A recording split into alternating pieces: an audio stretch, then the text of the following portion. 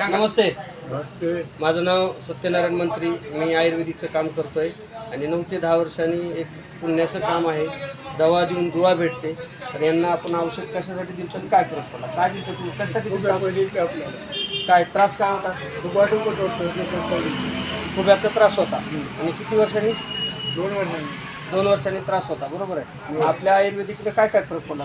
आपल्याला फरक पडला, खूप याला इतकं फरक पडला. म्हणजे आज 2 वर्षांना जी त्रास होता, दवाखाने करून बसला होता, फक्त दवाखाने केलं, सगळे केलं, खूप फरक पडले. 2 वर्षानं पहिले दवाखाने केले, फरक नाही.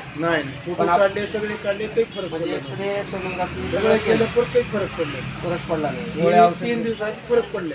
बरं, म्हणजे आपल्या औषधानं तुम्हाला चांगला फरक पडला. हे तुझे दुखायचे राहिले. आयुर्वेदिक घेतल्यामुळं तुम्हाला फरक पडला. आणि आता मंत्री साहेबांवर 100% विश्वास बसला का? बसलं ना. औषधावर 100% विश्वास विश्वास बसला. आहे आपल्याला औषधावर. बरं, आयुर्वेदिक काळाची गरज आहे का नाही? काढायची गरज नाही. बरं, आता तुम्ही अनुभव घेतला आहे आयुर्वेदिकचा, म्हणून तुम्ही सांगायला आलात, मला भेटायला आलात हो. की बाबा मला तुमच्या आयुर्वेदिकला फरक पडला. पडलं म्हणाला.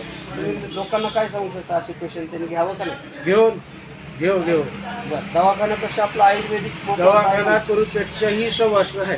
आणि खर्च कमी आणि कमी औषध ताबडतोब लागू व्हायला ना. लागू व्हायला हे महत्वाचं. आपल्याला ही महत्वाचं आहे, दुसरं काही नाही. आणि 2 वर्षाचा त्रास तुम्हाला 7 ते 8 दिवसामध्ये फरक पडले म्हणाले. धन्यवाद. नमस्कार.